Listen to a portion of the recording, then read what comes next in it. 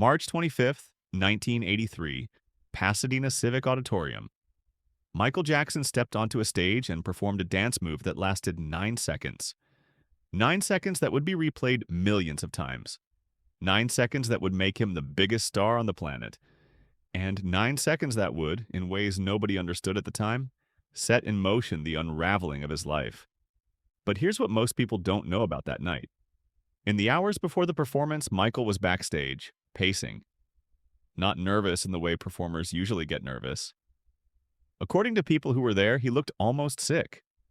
His brothers tried to talk to him. He barely responded. He was somewhere else entirely, locked inside his own head, running through the routine for the 1,000th time, checking every detail, every angle, every possible mistake. And when someone asked if he was ready, he said something strange.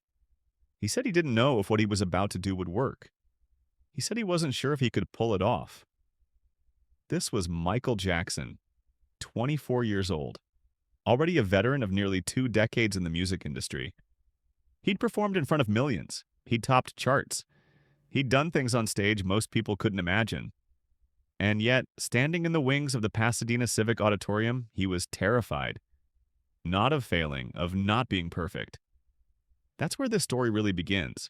Not with the performance itself, but with what it took to get there. And more importantly, what it cost. The Motown 25 special was Berry Gordy's idea, a celebration of the record label that had defined an era. Diana Ross would be there, Stevie Wonder, Marvin Gaye, The Temptations, and the Jackson 5, reuniting on stage for what was supposed to be a nostalgic trip back to the early 70s, when 5 brothers from Gary, Indiana were the biggest thing in pop music.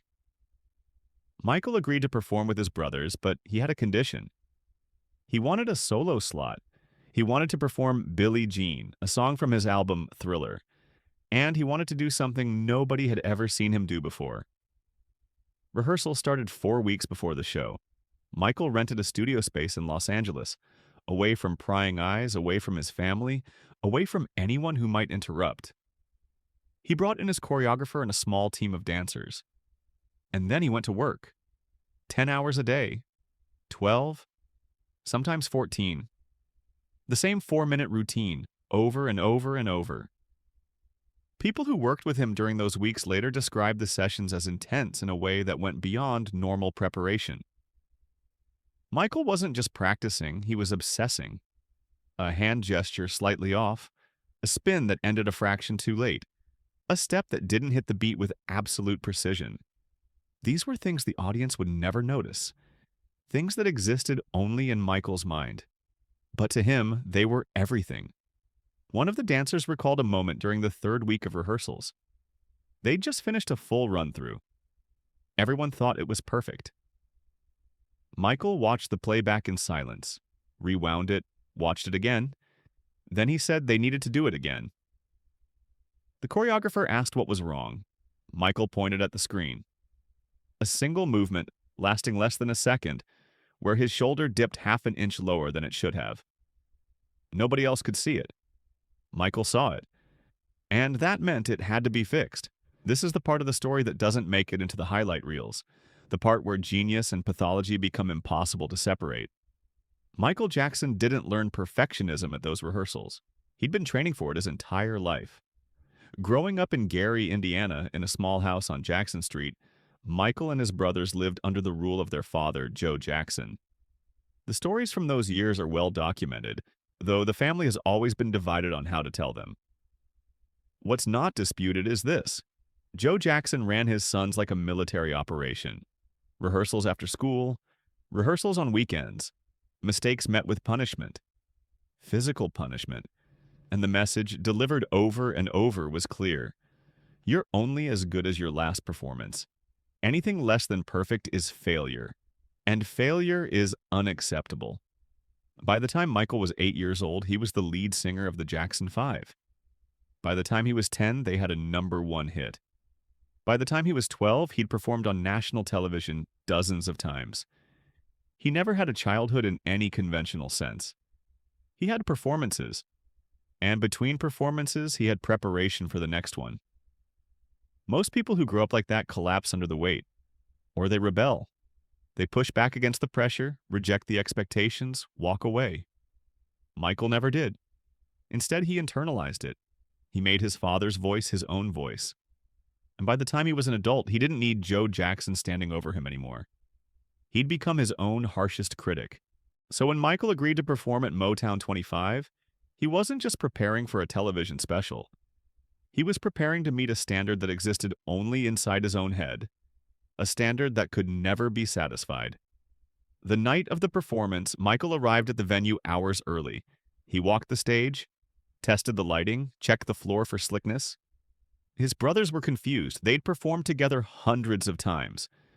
This was supposed to be fun, a reunion, a celebration. But Michael treated it like a military operation. Every variable accounted for, every detail controlled, and then finally the show began. The Jackson 5 performed their medley. I Want You Back, The Love You Save, I'll Be There. The crowd loved it. People were on their feet, dancing, singing along. It was everything Berry Gordy had hoped for, a perfect snapshot of nostalgia.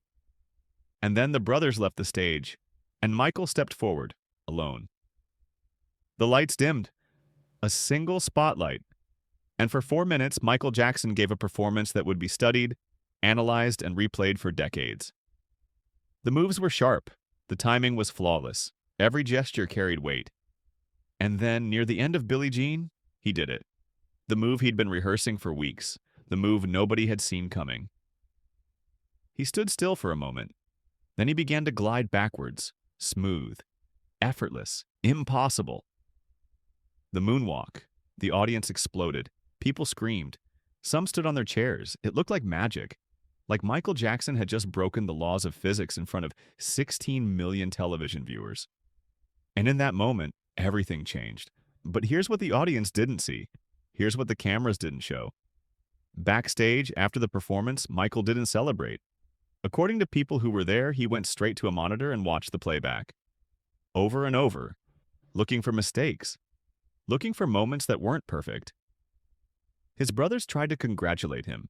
He barely acknowledged them. He was already thinking about the next performance, already wondering if he could do it better. This is the tragedy at the heart of the Motown 25 story. The performance was perfect. By any reasonable standard, it was one of the greatest 4 minutes in the history of television. But for Michael Jackson, perfection wasn't a destination. It was a baseline. And once you've given the world perfection, they expect it every time. More importantly, you expect it from yourself. The response to Motown 25 was immediate and overwhelming. Every major newspaper covered it. Television shows replayed the footage. MTV put it on heavy rotation. People who'd never paid attention to Michael Jackson suddenly couldn't stop talking about him. And Thriller, which was already a successful album, went supernova. It would eventually sell over 60 million copies worldwide. Michael Jackson became, quite literally, the most famous person on Earth. And with that fame came an expectation he could never escape. In the months after Motown 25, Michael's behavior began to change in ways that people close to him found disturbing.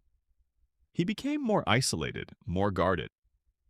He stopped going out in public without disguises. He started wearing surgical masks and oversized hats, trying to move through the world without being recognized. His circle of trust shrank to almost nothing.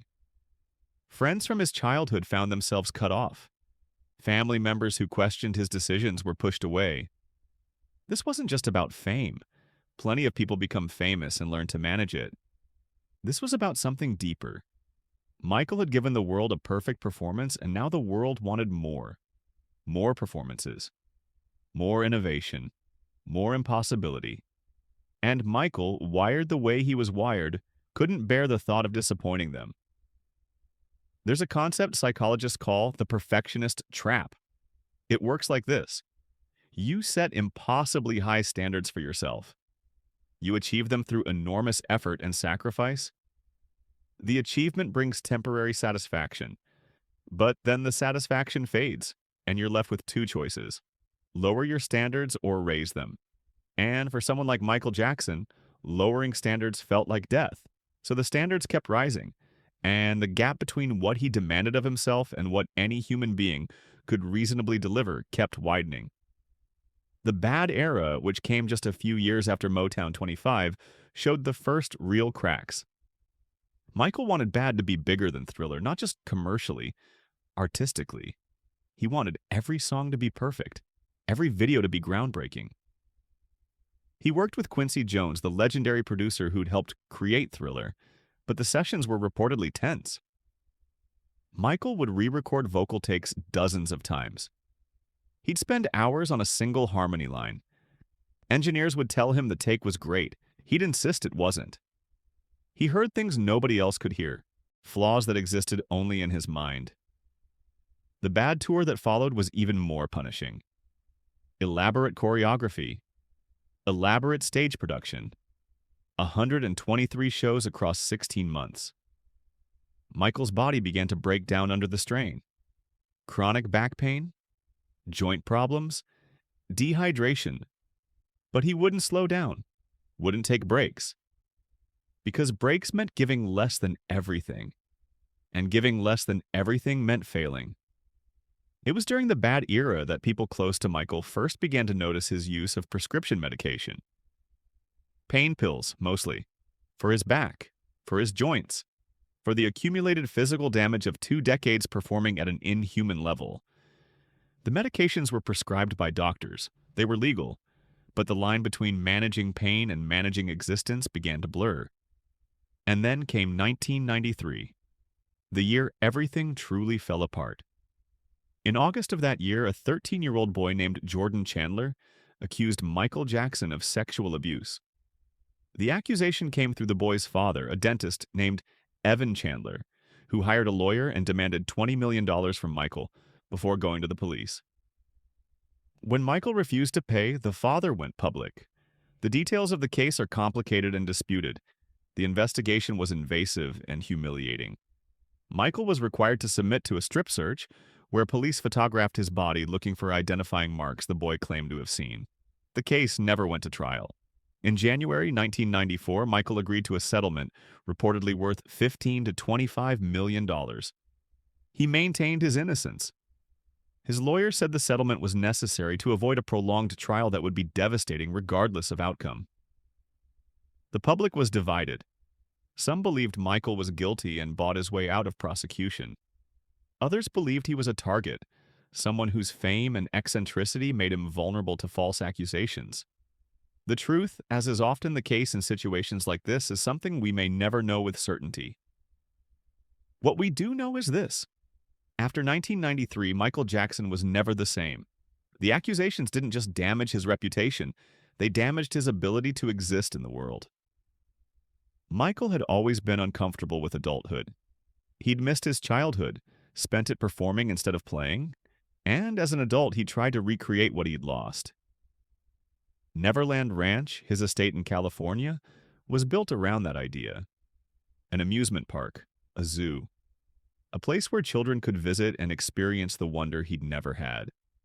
After 1993, that impulse was reframed by the public and the media as something sinister. His relationships with children, which he'd always maintained were innocent, were now viewed through a lens of suspicion. And Michael knew it. According to people who saw him during this period, he became paranoid. He believed he was being watched, followed, plotted against. He stopped trusting almost everyone, and the medication use that had started as pain management became something else. A way to escape. A way to sleep. A way to silence the noise in his head. The Dangerous tour, which had been scheduled to continue into 1994, was canceled. Michael released a statement admitting to dependency on painkillers and entered rehabilitation. The public was shocked, but people close to him weren't. They'd seen the decline happening for years. The perfectionism that had made Motown 25 possible had metastasized into something unsustainable. The pressure Michael put on himself, combined with the pressure the world put on him, had created a weight no human being could carry indefinitely. And yet, he kept trying. In the years that followed, Michael continued to perform, continued to record. The History album in 1995, the Blood on the Dance Floor remix album in 1997, tours in Europe and Asia. But people who knew him said the joy was gone. The spark that had made him magical was dimming. He was going through motions that once came naturally but now required enormous effort. There were moments of hope, brief periods where it seemed like Michael might find his way back. His marriage to Lisa Marie Presley in 1994, though short-lived and scrutinized as a publicity stunt, was described by Lisa Marie in later years as genuine, at least on her part. She said she loved him. She said she tried to help him. But she also said he was surrounded by enablers, people who told him what he wanted to hear rather than what he needed to hear. And eventually, she had to walk away. By the early 2000s, Michael's financial situation had become precarious. He'd spent lavishly for years. Neverland cost millions to maintain. His lifestyle was unsustainable. And in 2003, he faced another accusation of child abuse, this time from a boy named Gavin Arvizo. This case did go to trial, and in 2005, after a grueling legal process, Michael was acquitted on all counts. The prosecution's case fell apart under scrutiny. Witnesses contradicted themselves. The Arvizo family's credibility was questioned. Michael was free, but he wasn't vindicated, not in his own mind. The trial had taken everything he had left, and the world, even those who believed in his innocence, couldn't unsee what the accusations had done to his image. The final chapter began in 2009. Michael announced a series of comeback concerts in London, 50 shows at the O2 Arena, titled This Is It. It was supposed to be his return, his chance to prove that he still had it, that he could still deliver perfection. Tickets sold out in hours. The world was ready to see Michael Jackson again. But rehearsals were chaotic. People who worked on the production later said Michael was struggling. Physically, he couldn't do what he used to do. His voice was strained. His body couldn't handle the choreography. He'd show up late to rehearsals, sometimes not at all. And when he was there, he seemed distant, like he was somewhere else. Michael was staying at a rented mansion in Los Angeles. He couldn't sleep. The insomnia that had plagued him for years had become unbearable. So he hired a personal physician, Dr. Conrad Murray, to help him. And Dr. Murray, either out of compassion or negligence or something in between, began administering propofol, a powerful surgical anesthetic, to help Michael sleep. On the night of June 24, 2009, Dr. Murray gave Michael a dose of propofol, and the next morning, Michael Jackson was dead. Acute propofol intoxication. His heart stopped. Paramedics tried to revive him. They couldn't. He was pronounced dead at UCLA Medical Center at 2:26 p.m. The news spread across the world in minutes. Tributes poured in. Vigils were held. Millions mourned. And in the days and weeks that followed, the narrative began to take shape. Michael Jackson, the king of pop, a misunderstood genius, destroyed by fame and false accusations in a cruel world that never let him rest. But that narrative, while not wrong, is incomplete. Michael Jackson didn't just die from propofol. He died from the accumulated weight of being expected to be more than human. And the person who held him to that standard most ruthlessly wasn't the media, wasn't the fans, wasn't even his father. It was himself. Go back to Motown 25. Watch that performance again. Watch the way Michael moves, the precision, the control, the absolute certainty of every gesture. It's breathtaking, it's genius, and it's the beginning of the end. Because once you've shown the world perfection, you can't take it back. You can't say, I'm just human, I have limits, I make mistakes, the world won't accept it. And more importantly, if you're wired the way Michael was wired, you won't accept it either. There's a moment in the footage right after the moonwalk when the audience is going wild and Michael tips his fedora. If you look closely at his face, you can see something most people miss. He doesn't look triumphant. He looks relieved. Like he just barely pulled it off. Like he's already thinking about the next time. Wondering if he can do it again. Wondering if the magic will still be there. That moment tells you everything you need to know. The cost of Motown 25 wasn't the weeks of rehearsal. It wasn't the physical exhaustion. It was the psychological weight of knowing he'd just raised the bar to a height he might never reach again. And for someone whose entire sense of worth was tied to performance, whose entire identity was built on being exceptional, that weight was crushing. Michael Jackson gave us some of the most extraordinary performances in the history of music. He gave us Thriller. He gave us the Moonwalk. He gave us moments of pure transcendent artistry that will outlive all of us. But the cost of those gifts was his life. Not metaphorically, literally. The same perfectionism that created the magic eventually demanded a price he couldn't pay. And so we're left with this, a performance from 1983 that changed everything. 9 seconds of genius. And a man who spent the rest of his life trying to live up to a moment that was already impossible to exceed. If there's a lesson in this story, it's not about fame. It's not about the music industry. It's about what happens when the gap between what you demand of yourself and what you're capable of becomes unbridgeable.